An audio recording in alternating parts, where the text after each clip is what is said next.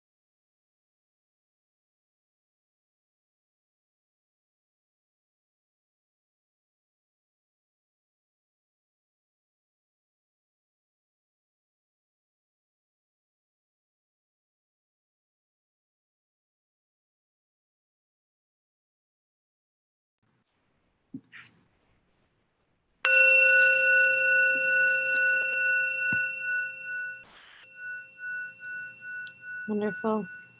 Welcome back. Thank you for taking that moment of stillness. So as I mentioned, we were doing these in-person events and these online experiences, and in this time of COVID and the crisis that we've been experiencing, we decided to start coming together more often, and more of you have come to join this community and to stay in connection with each other. And it's just been a beautiful place for us to find that place within ourselves and also be able to connect with each other.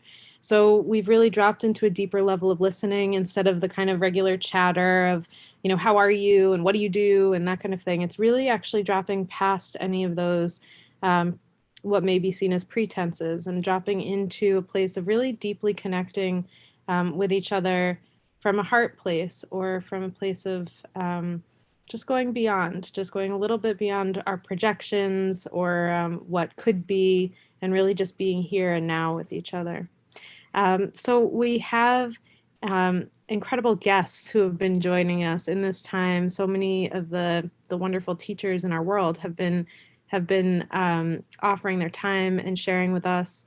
And today we have Nataly Kogan, who's the author of Happier Now, and she is just, really supporting so many people to find and create and celebrate small, awesome moments in their lives. And that's really what we're about, tapping into these tiny practices and just finding, maybe not some sort of happiness out there over somewhere else, but really, how can we be just a little bit happier right now? So with that, I'll turn it over to Nataly for our session. Thank you so much, Nataly, for joining us. Oh, thank you so much, Antoinette.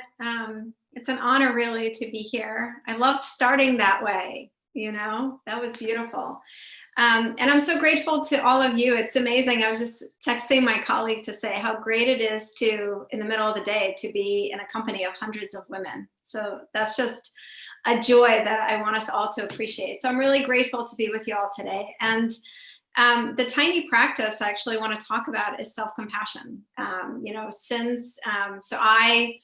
When people ask me what I do for a living, I say I teach emotional health as a skill for a living to people and teams and companies, and self-compassion is one of them. And during this incredibly difficult time, if there is one skill that I could leave with you, it would be self-compassion. And I spent most of my life, I grew up in Russia. I came here as a refugee when I was 14 years old. So I had this very tough beginning. And for most of my life, I believed that self-compassion was for wimps.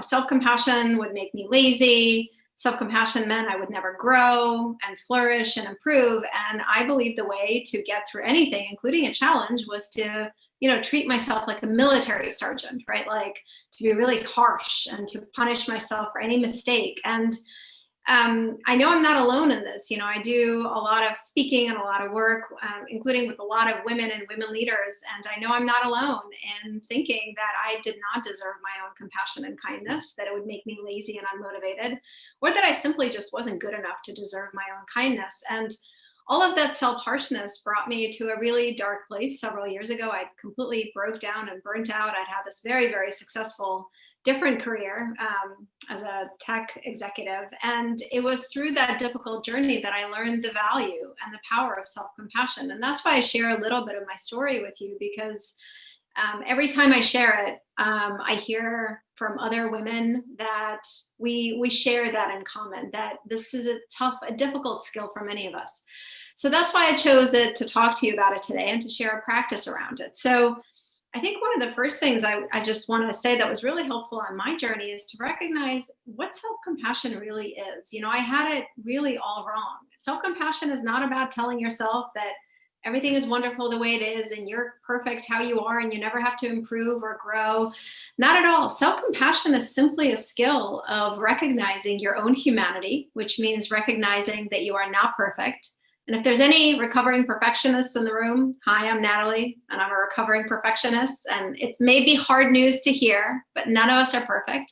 And perhaps most importantly, self-compassion is the skill of treating yourself as you would a friend with the intent to reduce suffering and struggle.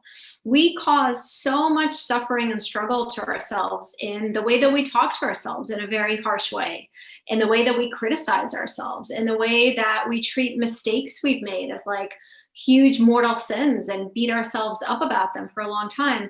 We cause ourselves tremendous struggle. And one of the really helpful things for me has been to learn to recognize that, well, our ego traps us in this struggle, but being trapped there doesn't actually help anyone, including ourselves, right? Being stuck and beating ourselves up doesn't actually motivate us to improve, doesn't actually fix the mistake. It's a trap. We get trapped there. And so instead, we practice self-compassion. And again, it's simply a skill. And I hope you get tired of me saying the word skill, because to me, one of the biggest mindset shifts that's been incredibly powerful on my own journey, and I've now had the honor of teaching these skills to hundreds of thousands of people, is to recognize that our emotional health is a skill and that self-compassion is a skill. So it's something that we practice. It's not something that magically comes to some and to others. It's something that we learn and practice. And so when we treat ourselves with self-compassion, we're simply saying, hey, listen, I know you've made a mistake. We see the mistake with clarity, right? We approach it as a kind witness versus a very opinionated judge. And then we say, well, what is something that I can do to move forward, instead of how do I cause myself more suffering and struggle so I'm really stuck there, so I really, really feel even worse? And there's research that shows that if we've made a mistake, or we're dealing with a challenge, that when we approach ourselves with self-compassion, we are more motivated to improve. We're more motivated to work harder, to learn new skills. We're actually more resilient.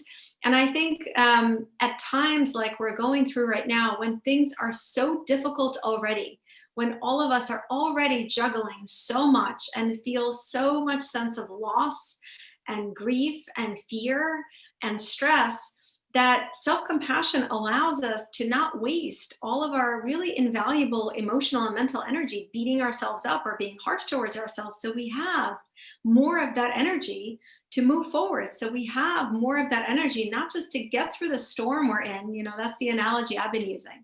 I've been calling this a storm, right? And when you're in a storm, your job is to make it through, right? And it's hard to make it through a storm. And we're in a particularly difficult storm. And so we need our mental, our emotional, our physical energy. We need it for ourselves, and we need it to be there at our best, at our fullest for all of the people in our lives, our friends, our family, our colleagues. And so our emotional energy is really an invaluable resource. So when we practice self-compassion, we are preserving more of that energy so that we are able to move forward, so that we're able to actually identify ways that maybe we want to grow, or ways that we can just make it through the storm. And something I've been doing many of virtual sessions like this. I think we're in the 60s now, the number 60, since the virus broke out 10 weeks ago. And I do them for teams and companies. And I've been doing a lot of pro bono work with the medical community. And I hear from so many people say, it's a time where I thought I would get more done, or it's a time where I thought I would like exercise more, or I'm at home, I thought I would like organize my closets more, or I love my job, why am I not motivated?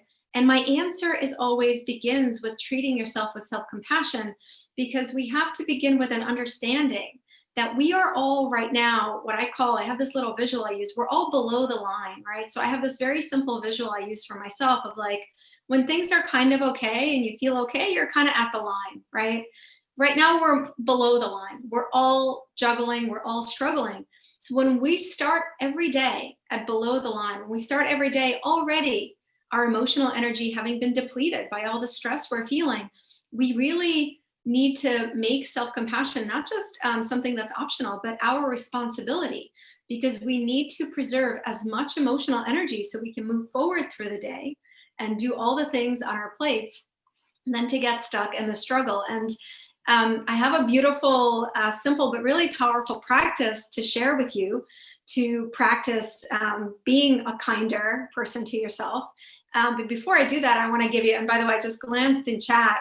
I love, this is a new community for me, but I love how someone asked a question about what I said about a kind witness. And a a few of you jumped in. Thank you. You're the most awesome teaching assistants. So it says a lot about this community to see that.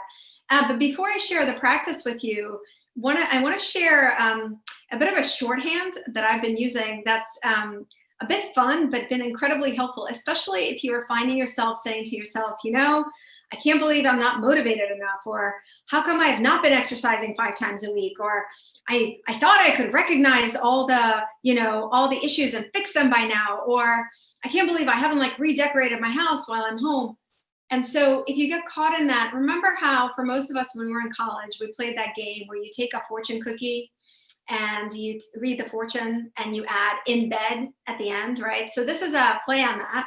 So whenever you find yourself doing that, oh my God, I can't believe I haven't been exercising 5 times a week, I want you to add amidst a worldwide pandemic on the end of that, okay? So I cannot believe I've not been exercising 5 times a week amidst a worldwide pandemic, or I cannot believe I have a hard time getting motivated amidst a worldwide pandemic.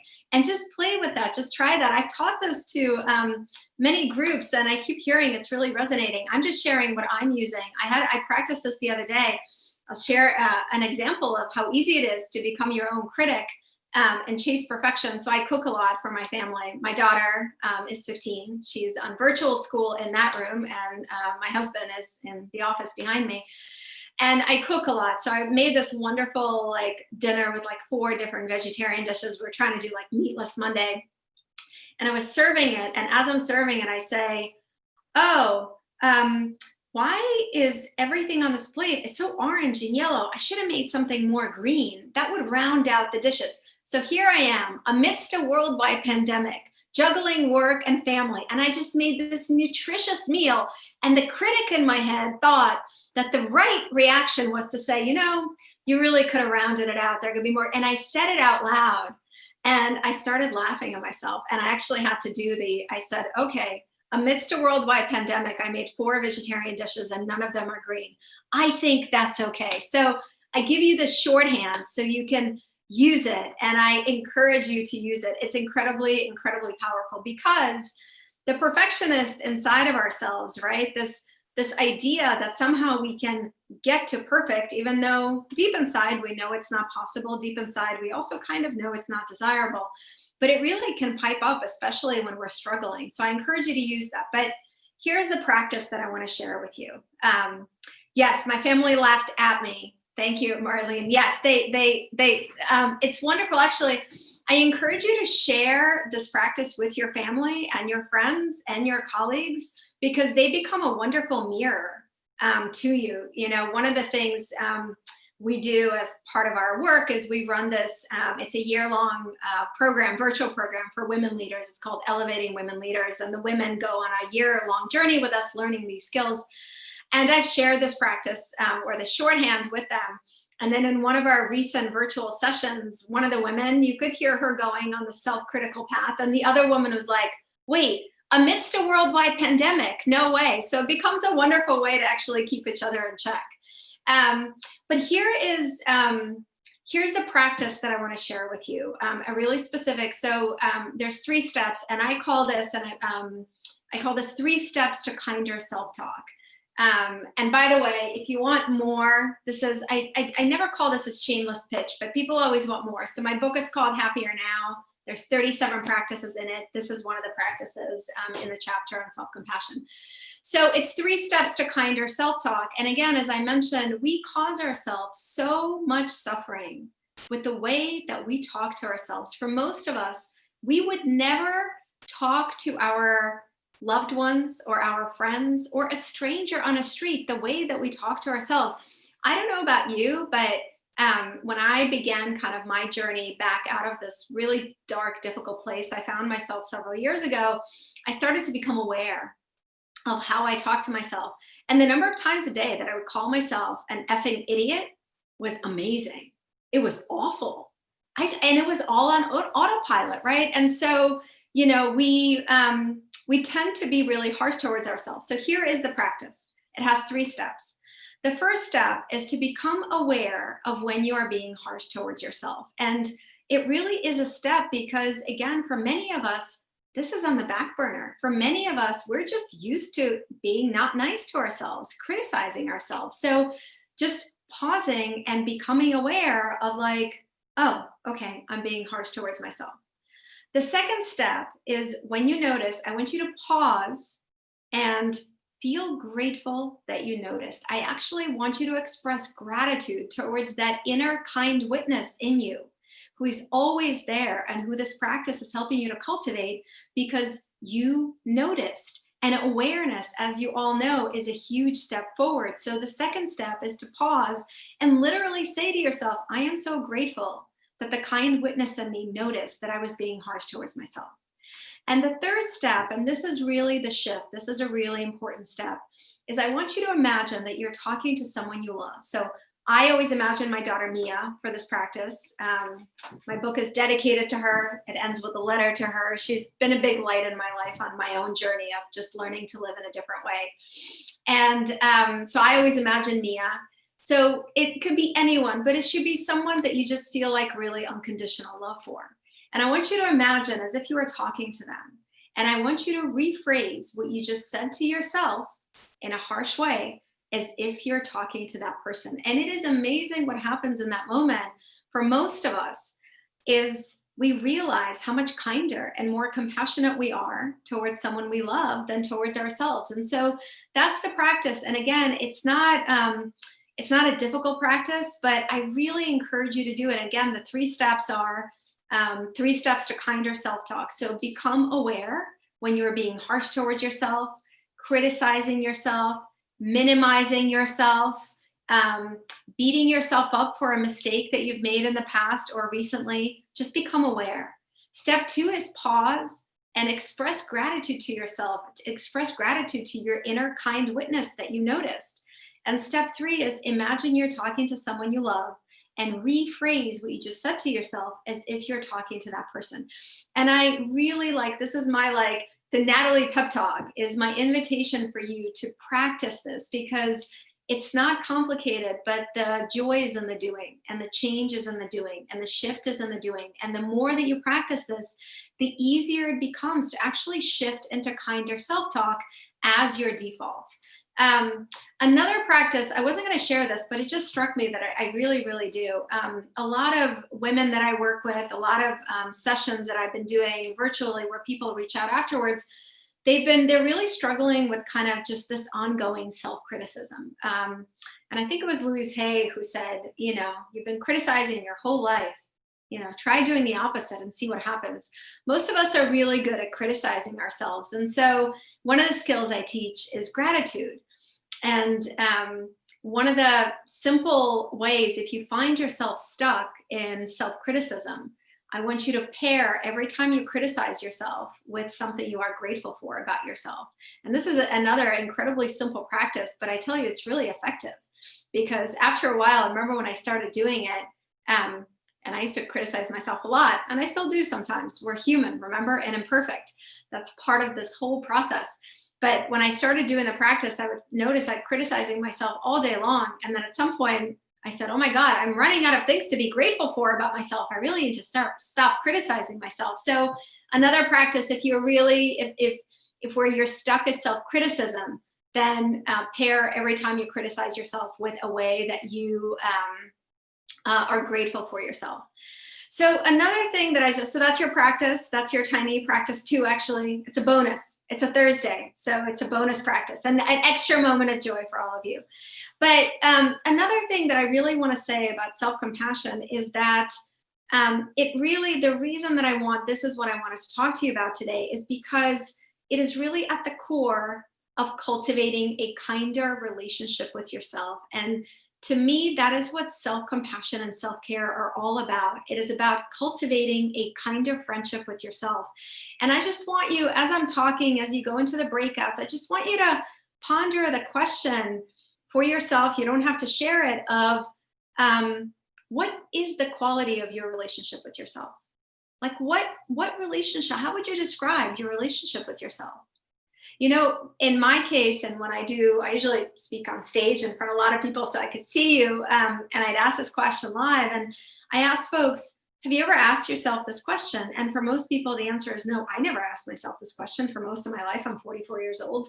I would think it's a ridiculous question. What do you mean, a relationship with myself? I thought that, I kind of grew up with this martyr tradition, which I learned from the women in my family. I come from a Russian Jewish background, so we're very good at suffering. Suffering is kind of this badge of honor for the women in my family. I don't want to disappoint you all. I'm in third place. My grandma was in first. My mom is firmly in second. I am in third place in terms of suffering. There's a joke about Russian people.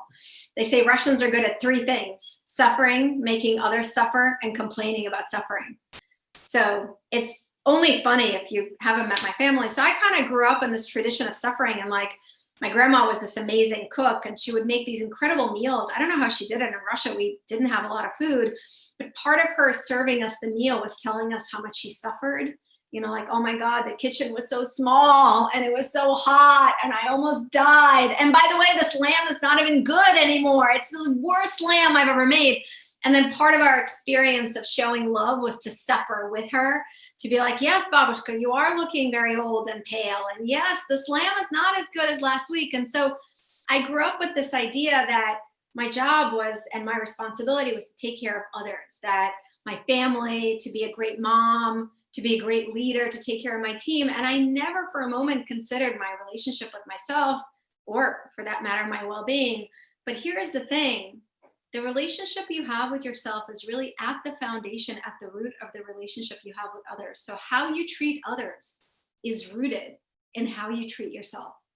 And that is why this practice of self-compassion is so essential, because it helps you to cultivate a kinder friendship with yourself. And you then become, naturally, just by practicing this, a kinder, more compassionate person to others. Because the thing is, with my whole being a martyr and suffering and beating myself up, if you think that I showed up as my best, fullest, kindest, most compassionate self to the people I cared about, I didn't. I thought I did, but I really didn't, because I wasn't very patient. When it's hard to accept your own imperfections, it's very hard to accept them in other people. And all of that came through. And so I really encourage you to practice self-compassion and the practices I shared with you for those two reasons. First and foremost, and this is the most important reason, is to help yourself not waste your emotional and mental energy on beating yourself up, on adding struggle to your life, particularly right now when you already have enough. And so that's the number one reason. And the second is because when you practice self-compassion, you help yourself to become a more compassionate person towards others. And I think that is what our world needs right now. I think more than anything, we need to show up as our most compassionate selves towards ourselves and towards others. And the way to do that is to begin with yourself. And so this is what I'm calling it, like, this is a short time, the Nataly pep talk. And by the way, if you want to stay in touch, probably the best way, two ways. One is I'm on Instagram. I share daily how I'm practicing these skills and others, or how I'm stumbling, and I'm Nataly Kogan on Instagram. It's very easy. Or happier.com, and you can sign up for the newsletter that we have. I write every single one myself. I send it out weekly. And I share practices like this, stories like this, inspiration. So wow, I can't believe I actually looked at the time. Antoinette, I'm very impressed with myself. I'm a big talker. So I'm very impressed. I wanted to fit into your time. So those are the two practices I'm inviting you to make something that you make a regular part of your day, beginning with the 3 steps to kinder self-talk. And just pay attention to how it's shifting your relationship with yourself. And I hope it's towards a softer, more open, more kinder, more compassionate one. Nataly, thank you so much. It's such a joy to hear a lot of these practices, because it just, first of all, your energy is just so uplifting. So thank you for that. And I just want to say, Antoinette, sorry to interrupt, but I saw a bunch of people post in chat. So the art behind me is my art as part of my self-compassion practice. When I was in a really dark place, I started to paint 4 years ago, and I haven't stopped since. So since this is now my stage, I thought I'd bring you a little bit of joy with some art. So thank you. Absolutely beautiful. It really is lovely. Yeah, someone just said, Lois just said, your energy is contagious. It absolutely is. And so thank you for sharing it with us and for just reminding us that that it's possible to kind of have that compassion for ourselves and to, I love the gratitude practice of, I do the gratitude thing every morning. I do 3 gratitudes and that's been so helpful. Mhm. But to couple it with a criticism, that's Right. fantastic. That's so great. And It I, stops you in your tracks. So I yeah, really encourage those too. yeah, and I've definitely had that experience. Like, here's the food I just made, spent so much time and energy on, but it's not going to be that good. Like I just, even before Yes. anyone tries it. Yeah. So what we'd love to do is just have you go into breakouts. If you're in Zoom with us, if you're on YouTube, maybe share your thoughts in the comments. We're going to move into a 15-minute breakout and really just give those of you in Zoom some time to more deeply connect with each other. If you'd like to stay connected with us as a whole community, you can go to conversations.womentogether.com and we can continue to find ways to connect. I saw someone is doing a small group and is doing that on their own. So that's fantastic. And, we definitely encourage you to continue to stay in the conversation with each other. So what we'd love to do is turn to our small groups and just share what is a tiny practice that you are carrying forward, maybe that Nataly just shared, or maybe one that you're already using with each other. So that we can learn from one another and share together and just see what works. And maybe you'll find something new. And the invitation for this is that try to give everyone 2 minutes to speak first before anyone speaks again. So if you're in Zoom and you're moving into a breakout, we really encourage you to deeply connect with each other, move beyond any of the kind of, who are you and what do you do kind of things, and then drop into the conversation with at least 2 minutes per person before the next person, before anyone shares twice. So we'll move into breakouts, and then in Zoom, we will come back and have a few more minutes with Nataly before we close. So enjoy your time together in Zoom breakouts. And for those of you on YouTube, thanks, and we'll see you in conversations.womentogether.com.